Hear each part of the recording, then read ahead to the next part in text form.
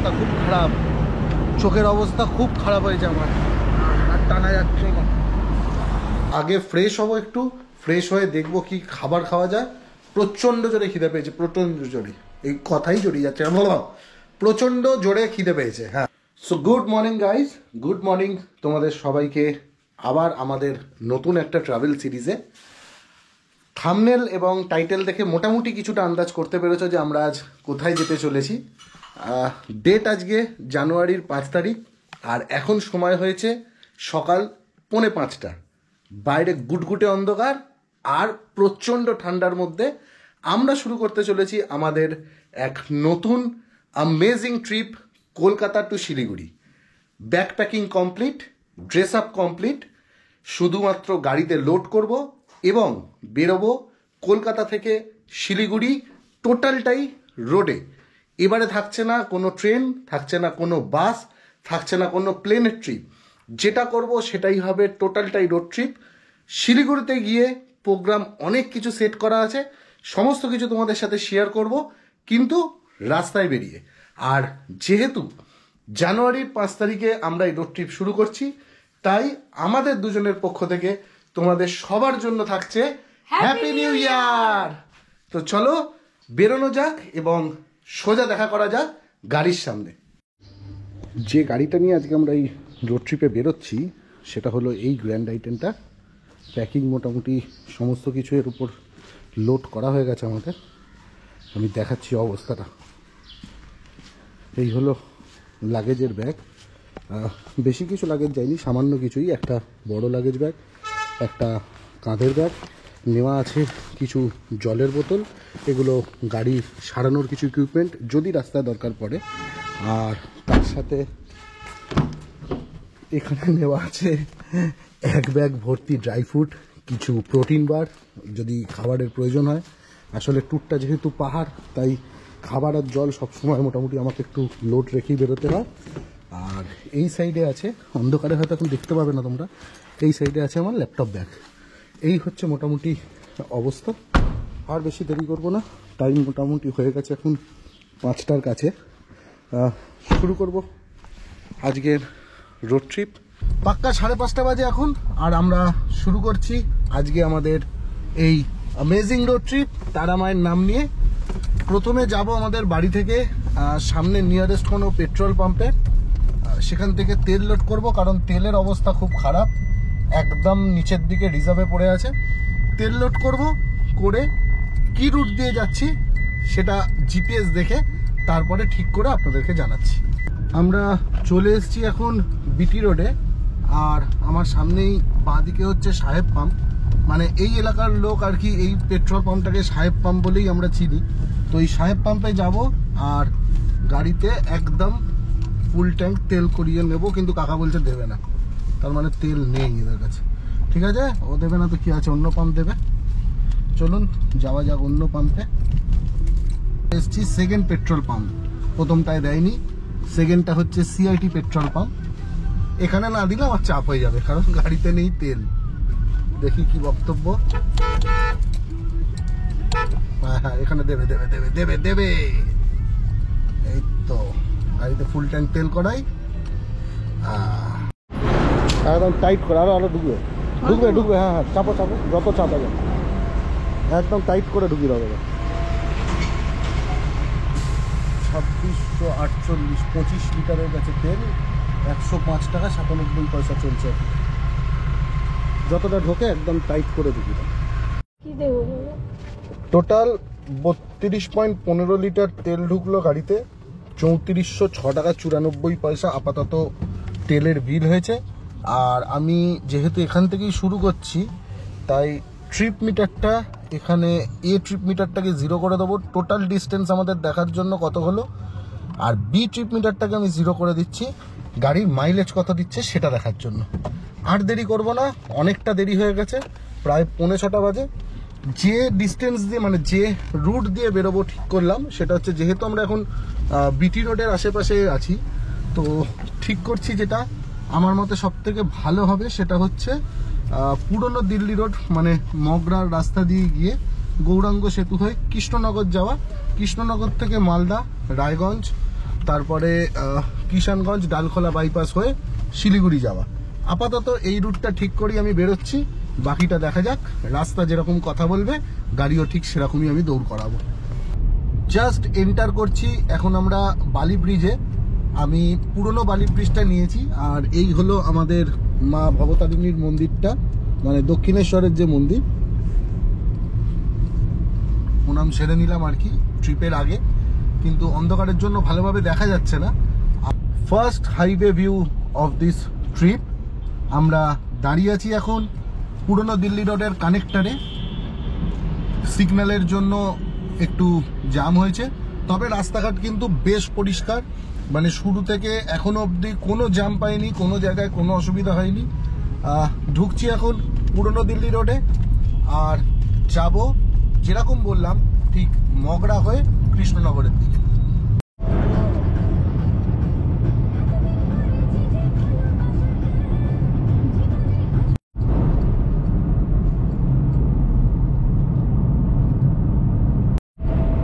এটাই হলো শীতের সকালের সৌন্দর্য, চারিদিক কুয়াশা ভর্তি।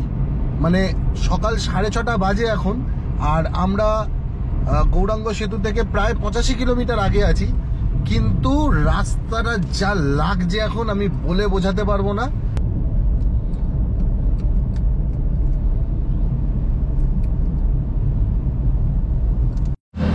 আমার অ্যাকচুয়াল এখন দাঁড়ানোর ইচ্ছা ছিল না, কিন্তু আছি এখন। আমরা আগে বলে নিই, গৌরাঙ্গ সেতু থেকে 50 কিলোমিটার আগে। চারিদিকের যা ভিউ, আমার মনে হচ্ছে না আমি কলকাতায় আছি নাকি অলরেডি আমরা সিকিম বা নর্থ বেঙ্গল প্রবেশ করে গেছি জানি না। আমি ভিউটা দেখাচ্ছি, শুধু দেখুন। চারিদিক কুয়াশায় মাখা, চারিদিক কিচ্ছু দেখা যাচ্ছে না। এই হচ্ছে আমার গাড়ি, আর এই হচ্ছে সারাউন্ডিংয়ের ভিউয়ের অবস্থা দেখুন।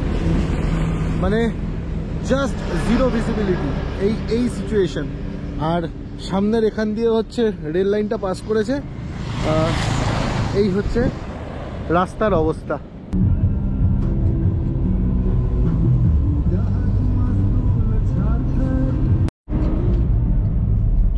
টাইম এখন 8:04 সকাল, আর আমি এসে পৌঁছেছি এই গৌরাঙ্গ সেতু। ভাগ্য ভালো কোথাও কোনো জ্যাম পাইনি, বা রেলগেটও বন্ধ ছিল না, ওই জন্য খুব তাড়াতাড়ি চলে এসেছি। গৌরাঙ্গ সেতু পার করে কৃষ্ণনগর সিটি পেরিয়ে এখন আমরা উঠে পড়েছি কৃষ্ণনগর বাইপাসে। আর এই বাইপাস থেকে মালদার ডিস্টেন্স হচ্ছে 250 কিলোমিটার।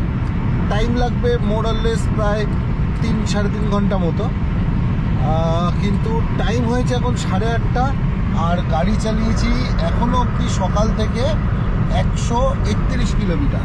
তাই পেটে একটু খিদেও লেগেছে। দেখি কতদূর টানা যায়, একটু যতটা পারি টেনে নিই। তারপরে খুব তাড়াতাড়ি দাঁড়াচ্ছি ব্রেকফাস্টের জন্য কোথাও একটা। গৌরাঙ্গ সেতু ঢোকার আগে থেকে রোড কন্ডিশনটা খুব ভালো ছিল, মানে খুব ভালো একটা স্পিড মেনটেন করে আমি আসছিলাম। কিন্তু গৌরাঙ্গ সেতুর পর থেকে বা কিছুটা আগের থেকে ওই মানে পাড়াটার মধ্যে দিয়ে গেলে যেরকম একটা কনজাস্টেড থাকে, তো সেরকম। তারপর বাজার দোকান বসতে শুরু করেছে সকালের জন্য, এরকম একটা সিনারিও ওখানে ঘটছিল, যে কারণে বেশি আমি গাড়ির পিক আপ তুলতে পারছিলাম না। আর সেই কারণেই আমার আস্তে আস্তে একটা নিদ্রা আসতে শুরু করেছে, যেহেতু সকালবেলা ঘুম থেকে উঠেছি। কিন্তু এখন এই কৃষ্ণনগর বাইপাস পেয়ে যাওয়ার পর আমার মুখের হাসি দেখে বুঝতেই পারছেন, মোটামুটি হু হু করে গাড়ি টানছি। গাড়ি চলছে এখন প্রায় 100 কিলোমিটার পার আওয়ারে। খুব ভালো রাস্তা, একদম মাখনের মতো। যতটা পারি টেনে নিই, তারপরে তো ব্রেকফাস্টের জন্য দাঁড়াবোই। আরেকটা জিনিস যেটা মেন বলার, আমার সাথে একটা পার্টনার এসেছিল, আমার ওয়াইফ। সে নাকি আমাকে সঙ্গ দেবে, মানে ড্রাইভিংয়ে। আর তার অবস্থা দেখো, প্রায় 2.5 ঘন্টা গায়ে শাল ফাল চাপা দিয়ে একদম মগরা থেকে ঘুম চালু করেছে, এখনো অবধি ওঠেনি, ঘুমিয়েই যাচ্ছে। একে নিয়ে করছি আমি রোড ট্রিপ। টাইম হয়েছে এখন 10:10, আর আমরা এসে পৌঁছেছি মুর্শিদাবাদের নবগ্রাম বলে কোনো একটা জায়গায়, যেখানে ব্রেকফাস্ট করতে দাঁড়িয়েছি। কলকাতা থেকে টানা আমাদের জার্নি হলো 224 কিলোমিটার। এইবার পেটে প্রচণ্ড জোর খিদে পেয়ে গেছে, তাই দাঁড়াতে বাধ্য হয়েছি। আর তার থেকেও বেশি পেটে হেভি জোর চাপ পড়ে গেছে, মানে ওই বাথরুম আর ধরে রাখা যাচ্ছে না। ট্যাঙ্কি ফুল, বাথরুম করব, ব্রেকফাস্ট করব, তারপর আবার শুরু করব জার্নি শিলিগুড়ির দিকে। ব্রেকফাস্টে আমরা অর্ডার দিয়েছিলাম রুটি আর মিক্স ভেজিটেবিল। তো দেখতে যেরকম করেছে খুব লোভনীয়, আমি দেখাচ্ছি দেখো। এই হচ্ছে মিক্স ভেজিটেবিল এবং এই হচ্ছে রুটি। তো দুজনে দুটো করে রুটি আর মিক্স ভেজিটেবিল দিয়ে সারছি আজকে আমাদের ব্রেকফাস্ট। তবে লোকেশনটা কিন্তু ব্যাপক, মানে খাবার থেকেও লোকেশন এনজয়মেন্ট খুব ভালো। পেছন দিকটাতেই হাইওয়ে, গাড়ি আমি এই জায়গাটাতে দাঁড় করিয়ে রেখেছি আর এইখানে বসে আমরা এখন সারছি আজকের ব্রেকফাস্ট। তো খেয়ে মেন হচ্ছে ব্রেকফাস্টের কোয়ালিটি। দাঁড়াও টেস্ট করে দেখি কেমন। তুমি খেয়ে দেখতে পারো, তোমাকে কেউ বাধা দেয়নি।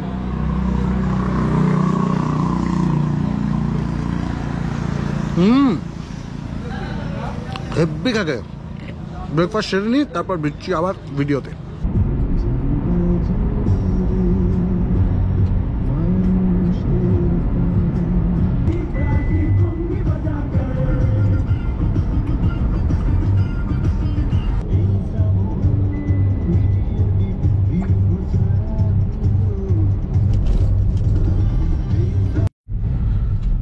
আমরা এসে পৌঁছালাম এখন ফারাক্কা ব্যারেজে। টাইম হয়েছে এখন দুপুর 12:08। ব্যারেজের জাস্ট শুরু করেছি যাওয়া। তবে এই দেখুন, এখানে একটা নতুন ব্রিজ শুরু হয়েছে ফারাক্কার পাশে। মানে ভবিষ্যতে হয়তো ফারাক্কা ব্রিজের সাবস্টিটিউট কোনো একটা ব্রিজ আর পাওয়া যাবে আমাদের এই নর্থ বেঙ্গল বা শিলিগুড়িতে যারা জার্নি করবে তাদের জন্য। যাই হোক, কিলোমিটার চলেছে 309 এখনো অবধি। তেল মোটামুটি হাফ ট্যাঙ্কের নিচে নেমে গেছে। তাই আমি ব্যারেজটা পেরিয়ে নিয়েই কোনো একটা পেট্রোল পাম্প থেকে দাঁড়াবো।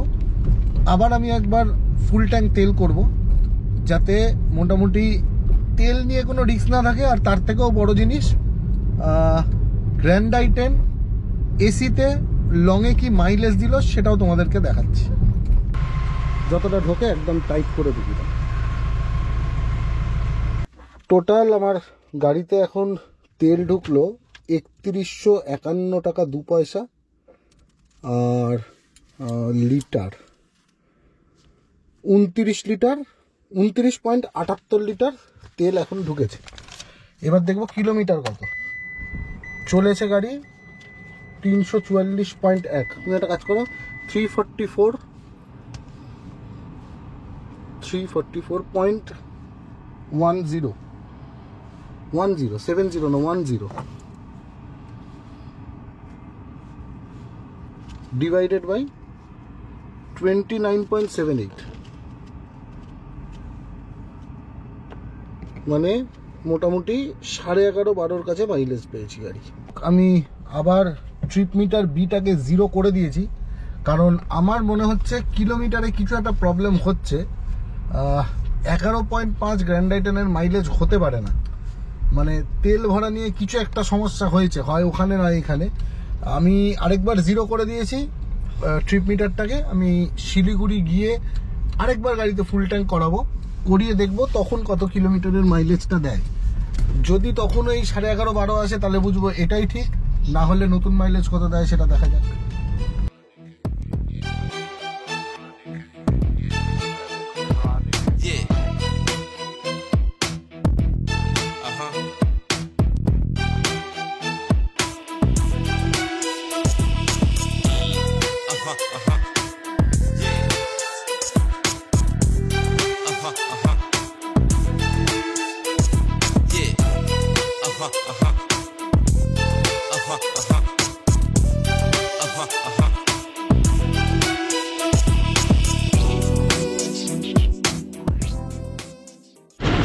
টাইম হয়েছে এখন, বড় বিরক্ত করে এই বাসগুলো। যাই হোক, টাইম হয়েছে এখন 3:40 আর আমরা এসে পৌঁছেছি কিষানগঞ্জের সামনে। এখান থেকে শিলিগুড়ি আর বেশি নয়, ওই 120-130 কিলোমিটার মতোই আমাদের বাকি আছে জার্নি। তো যতক্ষণ মানে এই বসে থেকে প্রায় 220 কিলোমিটার বাদে গাড়ি থেকে নামলাম, কনস্ট্যান্ট চালাচ্ছিলাম, হাত পা ধরে গেছে, তাই একটু ঝাঁকিয়ে নেওয়ার জন্য নামা। তবে আমি এই জাস্ট ভিডিওটা হওয়ার আগে 3-4টে আপনাদের ক্লিপিংস দেখালাম তালখোলা বাইপাসে। আমি কলকাতা থেকে যতবারই, যাই হোক, কলকাতা থেকে যতবারই আমরা নেভিগেশন সেট করি মানে শিলিগুড়ির জন্য, গুগল অটোমেটিক্যালি ঢুকিয়ে দেয় ওটাকে বোতলবাড়ি রুট দিয়ে, যেখানে 50 কিলোমিটার মতো আমাদের ডিস্টেন্স কম দেখায়। তো তার জন্য আমরাও বোতলবাড়ির রাস্তাটা ধরে নিই। তবে আমি হাইলি রেকমেন্ড করছি আপনাদেরকে, যারা কলকাতা সাইড থেকে শিলিগুড়ির দিকে আসবেন, 40-50 কিলোমিটার বেশি চালালেও একবার ডালখোলা বাইপাসটা দিয়ে হয়ে শিলিগুড়ি আসুন। আর বোতলবাড়ির রুট ধরতে আপনাদের ইচ্ছে করবে না, এত ভালো রাস্তা বানিয়েছে। তো আমি এই কারণেই আরও আপনাদের রেকমেন্ড করা যে রাস্তার কন্ডিশন খুব ভালো। মনে করে এবারে শিলিগুড়ি আসলে একটু কষ্ট করে নেভিগেশনে ডালখোলা বাইপাস এই রোডটা সিলেক্ট করবেন। কাজেই যে নতুন রোডটা বানিয়েছে ডালখোলা বাইপাসের, অসাধারণ লাগবে, অসাধারণ। আর আমরা এখন দাঁড়িয়ে আছি একদম রোডের ওপরেই। এই হচ্ছে গাড়ির কন্ডিশন, মানে সকাল থেকে খুব ধুলোধালা খেয়েছে, কিন্তু একদম A1 সার্ভিস দিচ্ছে গাড়ি, মানে যেরাম বলছি ঠিক সেরমভাবেই চলছে। যাই হোক, একটু চা খেয়ে নিই, চা খেয়ে নিয়ে বেরোবো এবার, আর একদম ঢুকবো শিলিগুড়ির হোটেলে।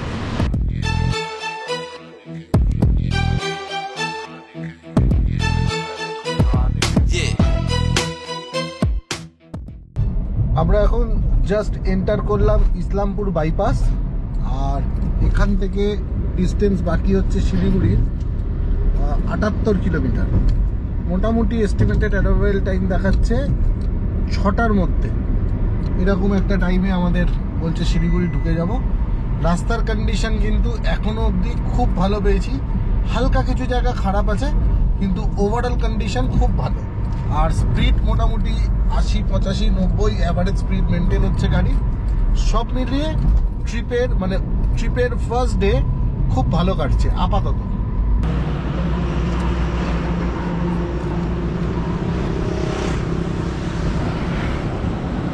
খুব খারাপ অবস্থা, খুব খারাপ, চোখের অবস্থা খুব খারাপ হয়েছে আমার, আর টানা যাচ্ছে না। দেখুন, রোড ট্রিপ করতে তো খুব ভালো লাগে, কিন্তু রোড ট্রিপের সাথে সাথে যদি শরীরের রেস্ট না হয় তাহলে অবস্থা ঠিক আমার মতোই দাঁড়ায়। মানে বেরোনোর আগের দিন টোটাল সারাদিনে মনে হয় 3 ঘন্টা ঘুমিয়েছি, আর কালকেও 2.5 ঘন্টা ঘুমিয়েছি। ঘুমিয়ে আজকে সারাদিনের এত বড় একটা লং জার্নি, এতক্ষণ ধরে গাড়ি চালানো, চোখের ওপর এমন প্রেশার পড়েছে, চোখগুলো পুরো টকটকে লাল হয়ে গেছিল একটু আগে। আমি আর গাড়ি চালাতে না পেরে দাঁড়িয়ে গেলাম। শিলিগুড়ি মোটামুটি এখান থেকে আর 40 কি 42 কিলোমিটার বাকি, কিন্তু ওই 42 কিলোমিটার আমার তাকানোর ক্ষমতা ছিল না, এমন একটা সিচুয়েশান হয়েছে। তারপরে বেশি করে জলের ঝাপটা দেওয়াতে এখন একটু আগের থেকে বেটার লাগছে। তো একটু দাঁড়িয়ে নিই, একটু রিল্যাক্স করে নিই, তারপর এখান থেকে গাড়ি ছাড়বো আর সোজা ঢুকবো শিলিগুড়ির হোটেলে।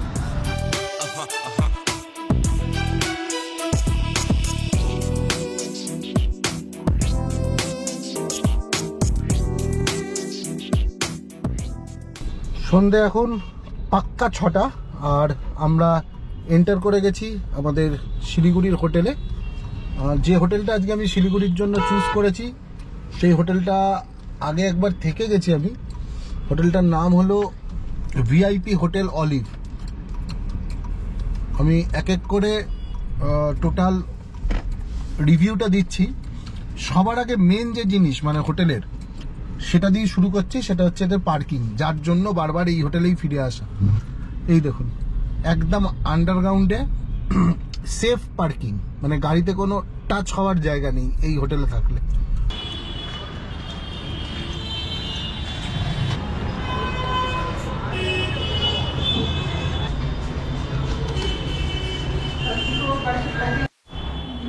এই হলো হোটেলের লনটা।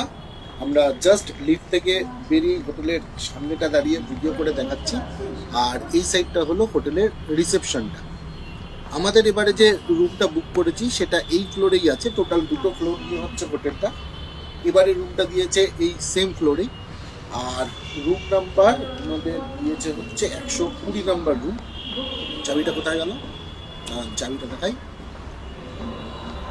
চাবিটা এই হচ্ছে রুমটা, 120 নম্বর রুম দিয়েছে। এখন বুঝতে হবে 120 কোথায়, এটা হচ্ছে 121, তার পাশেই থাকবে এইটা হচ্ছে আমাদের রুম। সো রুমের ভেতরে নিয়ে যাই আর আপনাদের একটা ছোট্ট করে রুম ট্যুর দিয়ে দিই। বল বাবা তাড়াতাড়ি। রোল, একটা হাভেলি টাইপের ফিলিংস পাবেন প্রথমেই, তারপরেই লাইট জ্বলবে। আচ্ছা, লাইট জ্বলার পর এই হচ্ছে রুমের কন্ডিশন। আমি আগে আলোগুলো জ্বালিয়ে নিই, সবগুলো আলো জ্বালিয়ে নিই, তাহলে দেখাতে সুবিধা হবে। যাই হোক, দুটো আলো জ্বলছে, তিনটে জ্বলছে না, এরকম কন্ডিশন। সবকটাই জ্বলে, এখন জ্বালাতে পারিনি আমি। আচ্ছা, আসি এবার রুমের কন্ডিশনে। সামনে একটা টিভি ইউনিট আছে, খুব সুন্দর সাজানো, দেখুন। এই হলো টিভি ইউনিটটা। খাট বেশ স্পেশিয়াস, পাশে একটা ছোট্ট বেড সাইড টেবিল দিয়েছে, আর এই ডান দিকে দিয়েছে ল্যাপটপ রেখে কাজ করার জন্য একটা টেবিল, যেটা আমার একটু পরেই কাজে লাগবে। উপরে লাইটও আছে, সামনে দুটো জলের বোতল আর দুটো জলের গ্লাস দিয়ে দিয়েছে, বুঝতেই পারছেন কেন। আর এদিকে আছে একটা ছোট্ট আলমারি, খুলে দেখাচ্ছি। আলমারির ভেতরে কিছু নেই, কিন্তু ফাঁকা আলমারি দিয়ে রেখেছে। তার পয়সা পাল্লের মধ্যে দিয়ে যাবেন সবাই, ভালো লাগবে। নিয়ে যাই বাথরুমে। এই হচ্ছে বাথরুমের কন্ডিশন। বাথরুম খুব পরিষ্কার পরিচ্ছন্ন, দেখার কিছু নেই বাথরুমে। আচ্ছা, এখানে যেটা দিয়েছে ইউজ করার জন্য সেটা হচ্ছে দুটো ব্রাশ, মাজন দিয়েছে একটা, বাবা, দুটো শ্যাম্পু আর সাবানও দিয়ে দিয়েছে।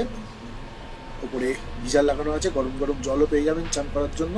ওপরে এক্সস্ট আছে, সব গন্ধ বাইরে বেরিয়ে যাবে, কোনো চিন্তা নেই। আর এই হলাম আমি, আর লাস্ট হচ্ছে এই হলো এসি।